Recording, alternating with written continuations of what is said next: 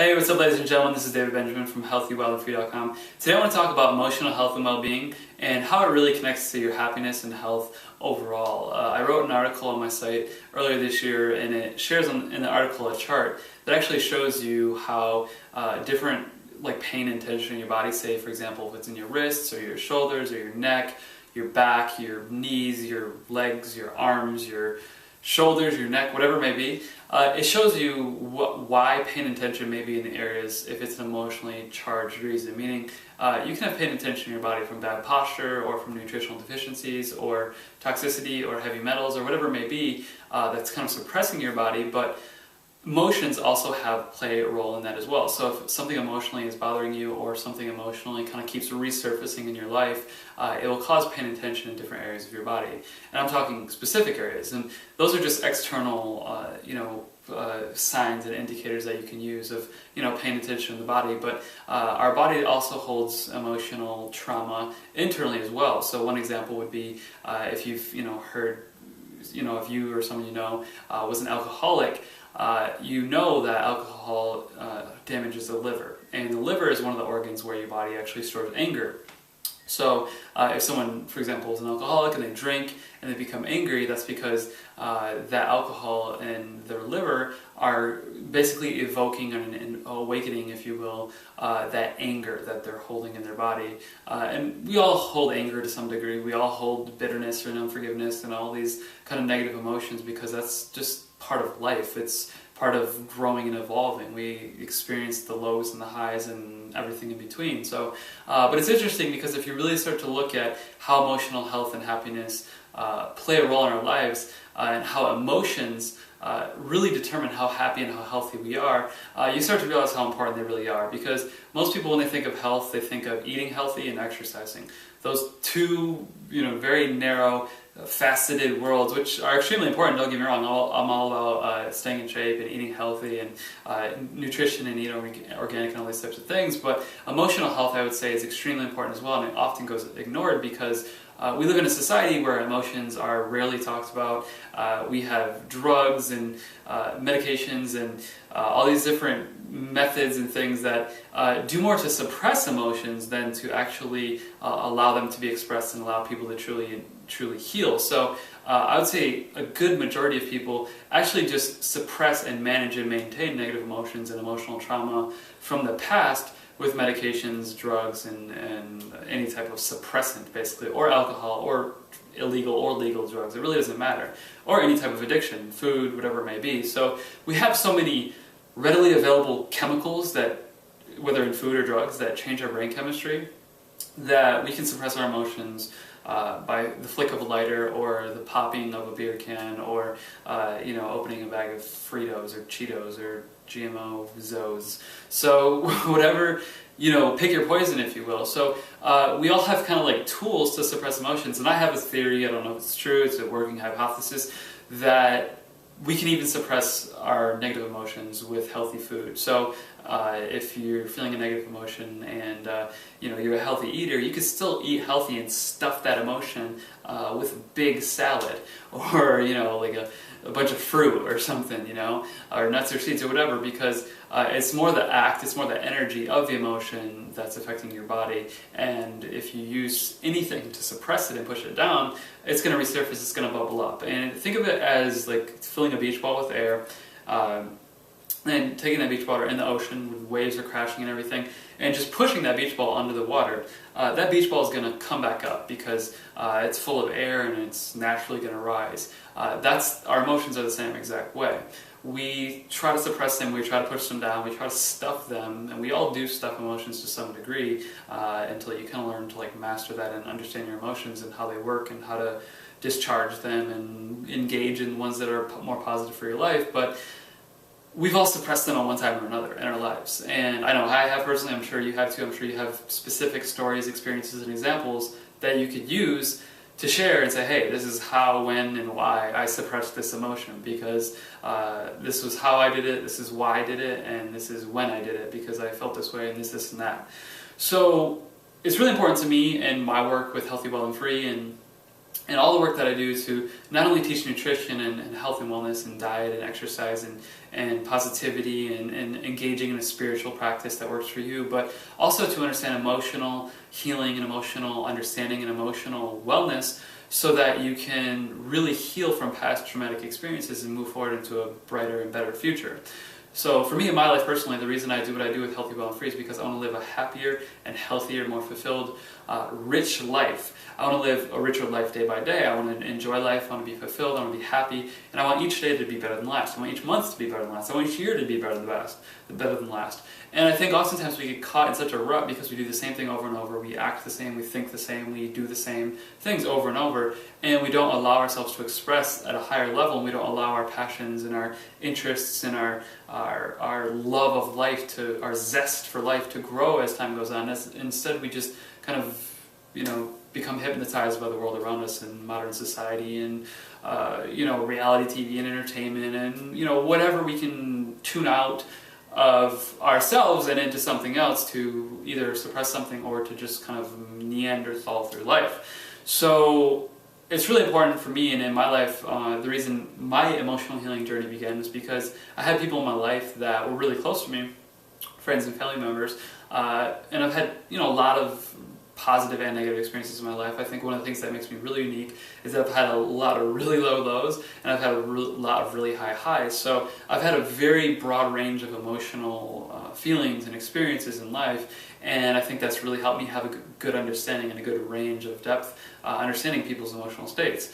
But in my life, I had a period in my life where where I kind of got on my own into the world as an adult, if you will, and on my own, and started working, and was really struggling financially, and didn't really have any friends. My car broke down, my computer broke down. Like one point in my life, like everything was broken down, and I was just putzing through life, just trying to make it through the day. I couldn't sleep at all. I mean, everything kept me up at night. I was stressed about money, I was stressed about work, I was stressed about my life. I just didn't like where my life was going. And at that point in my life, I had several things happen to me with people that are close to me in my life, family and friends, that really hurt me and kind of scarred me deeply. And it just kind of all tanked. My whole life tanked, if you will. And through those experiences and past experiences as well, I just started to kind of research and dive into emotional understanding and emotional wellness and emotional health. Because when you're suffering, you're hurting, you're stressed, you can't sleep, you have insomnia, you don't feel good, everything. When your whole life is broken, when it feels broken or it feels helpless, you start to search for answers if you want to get out of that situation, and I surely did. So I searched for answers and I started understanding happiness, peace, emotional clarity, emotional healing first and foremost, which really led to everything else. And as I began to emotionally heal from past events, from my childhood, from a young adult, from a teen, from just everything, as I began to kind of uncover and unlayer peel away the onion, I started to heal from those experiences, and I started to form me, who I am today. I started to form and become someone that has more emotional clarity and doesn't let past traumatic experiences that formed an emotional reaction in the past affect who I am today, because I've kind of released that and let go of it. So for me, it's really important to convey and to reach people and let people know, whether it's you or a friend or family member or whoever it may be, that your emotional health and your emotional well-being is an extremely crucial part of both your happiness and your health. And I wouldn't be doing my job, I wouldn't be properly creating and teaching on Healthy, Well, and Free if I didn't talk about emotional health in regards to happiness and health. And it's really interesting too, because I think emotions, when we suppress emotions or suppress experiences that have negative emotions linked to those experiences, we suppress our life in a way. So we suppress our expression of our true potential. We express our happiness. We suppress our expression of happiness. We suppress our expression of health and vitality.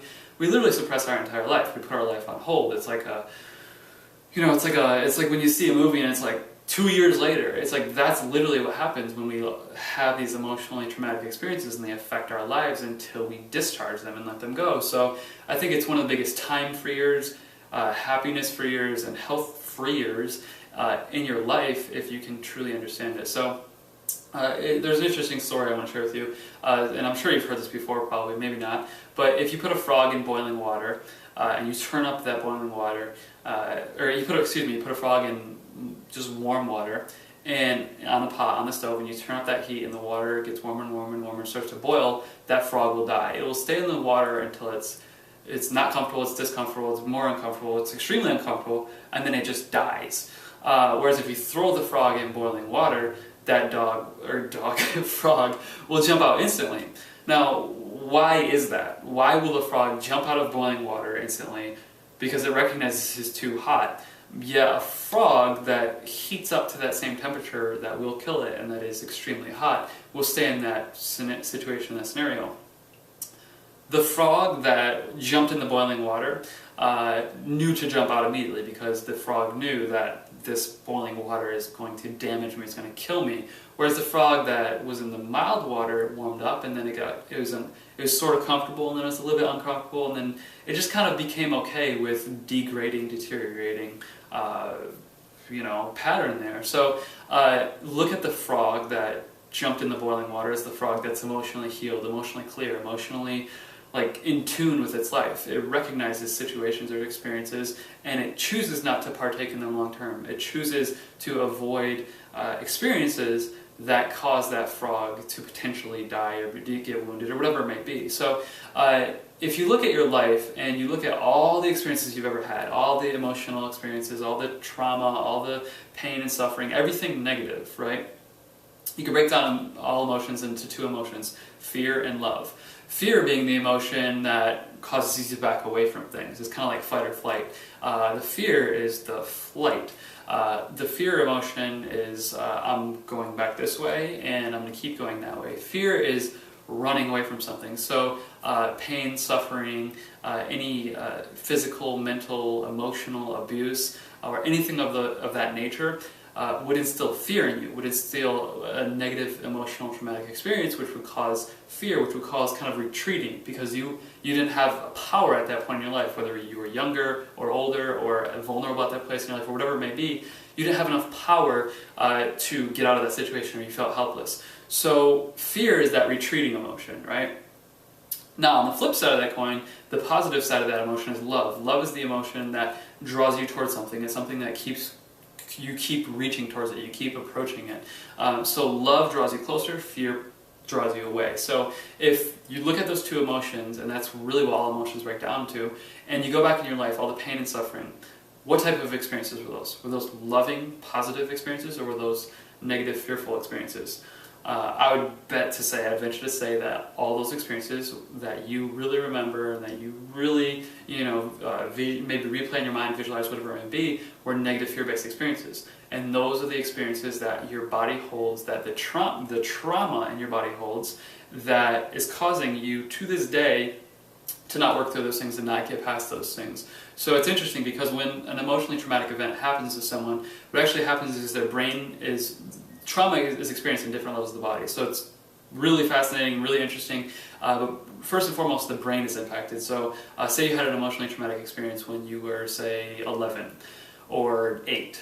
If you were 8 years old when you had an emotionally traumatic experience, say you were sexually abused, or say someone lied to you or left your life or whatever it may be, that experience sits in your mind, and at that point in your life, your brain is still developing when you're young. So that's why it's really important to understand when you're young and the developing brain and all that kind of stuff. But that experience happens when your brain is still developing. So at that point, your brain is developing. When that emotionally traumatic experience occurs, it actually fragments your brain. So it actually causes a little bloop in your brain, which basically fragments your brain to almost stay in that time, if you will, present day. So say you're 30 years old, you have a part of that 8-year-old self or that 8-year-old body that's living with you to this day, that you're acting out of, that you're thinking out of, that you're feeling out of, because that emotional trauma was so strong that it literally locked a brainwave pattern into your brain that caused you to carry that forward all the way until today. So something extremely traumatic many, many years ago is affecting you to this day. Why? Because your brain, your body wasn't able to handle it at a young age. And this is, like I said, typically for a younger age, 8, 11, whatever it may be, your brain develops all the way until, I forget how old, but your conscious mind really starts developing at 5, and then your beliefs and all these other things are formed later, but that affects you to this day. So it's important to understand that those experiences made who you are to some degree. So right now, the way you act, the way you think, the way you feel is determined by experiences that happened in the past, both positive and negative. But those negative experiences are the ones that are holding you back. Those negative experiences are the ones that created emotional trauma that your brain wave patterns were affected by, and then your emotional body took the hit from. So whether it be your physiology, your brainwave patterns, your liver or your kidneys or your joints or your back or your neck or whatever it may be, maybe you didn't feel supported, maybe you didn't feel loved, maybe you felt isolated, maybe you were abused mentally, physically, sexually, whatever it may be, those events are going to carry themselves in your body physically and basically suppress and weigh down your organ or your back or whatever it may be, because those emotions are linked to that. So as far as health and wellness is concerned, and happiness and having a free, clear mind, it's extremely important to understand your past experiences and why those things happened. So why would something so painful and so traumatic happen to you at a young age? Why would something so heartbreaking and lonely and hurtful, why would all these things happen to you at a young age? You had those experiences for a personal purpose, for your life and your path and your journey. No one knows the answer except for you. I can't tell you that answer. Mr. Guru, on the wall meditating can't tell you that answer. No one can tell you that answer. Only you can find that answer for yourself. But we all experience past pain and trauma. And we all have a unique kind of recipe of that in our lives that describe our past. But that recipe is sitting dormant and it's not really doing anything. We have all the ingredients to the recipe and it's all just kind of fragmented. But it's not until you understand the purpose and the meaning behind your trauma, behind your pain, behind your suffering, that you can actually take those experiences and actually extract some value from it, and then take that value and give that to the world and live a fulfilling, happy, and healthy life. So I look at all past, present, future, emotional, negative, fear-based trauma as positive feedback from the universe that this is what you need to learn, and this is what I'm putting in front of you for you to learn it. And as bad as it may be, or as difficult as that may be at times, this is something that you need to learn from, that you need to grasp in order to move forward in your life's journey on the path that is ultimately going to make you happiest and most fulfilled and healthiest. So bringing this all back home, bringing it all back to square one, nutrition is important, fitness is important, positivity is important, all this stuff is important. But if you have past emotional wounds, you can just forget about everything I'm talking about. You can forget about nutrition. You can forget about everything, literally. Because all this trauma is just sitting there in your body. It's just sitting there, and it's causing you to feel unhappy, and it's causing you to feel and express sickness and a state of not being healthy either. So I highly recommend doing some self-discovery, some personal work. There's a lot of tools you can use for emotional healing and freedom, and just being emotionally clear. Like, to be emotionally clear is so rare in today's world, for people not to be emotionally charged or not to be emotionally negative. I mean, it's like 80% of people are negative, like 80%. So to be positive and to be emotionally clear is extremely valuable. I recommend journaling, music, art, doing things like EFT, which is the tapping, trauma release exercises, otherwise known as TRE by David Berceli, is great. I recommend that a little more than EFT, just because it seems more effective for me, and the process behind it just seems to make more sense to me, and I've used it myself and I really like it. Float tanks are great, meditation is great, talking to someone who's kind of a guide or counselor or mentor or kind of an older, wiser friend in your life is a great idea. But just do something, take a step to be brave, take a step to be bold, and step out in strength and trust that the universe will provide a safe space for emotional healing in your life, because there's plenty of space to emotionally heal. It's not about the lack of space. There's plenty of space to heal from emotional trauma, but if you don't step into that, if you don't step out of your comfort zone and be brave, you're not going to emotionally heal from past trauma.